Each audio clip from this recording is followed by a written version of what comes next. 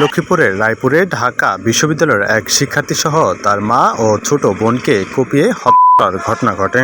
এ ঘটনায় গুরুতর আহত এক বোনকে আশঙ্কাজনক অবস্থায় ঢাকার একটি হাসপাতালে পাঠানো হয়। পুলিশ জানায়, এই ঘটনার পরপরই সন্দেহভাজনক ঘাতককে ধাওয়া করে আটক করেন স্থানীয় লোকজন। তাদের গণপিটুনিতে এক যুবকের মৃত্যু হয়। সকাল 11:15 থেকে 11:15টার মধ্যে রায়পুর পৌরসভা গ্রাউন্ড রোড এলাকার একটি বাসায় ঘটনা ঘটে।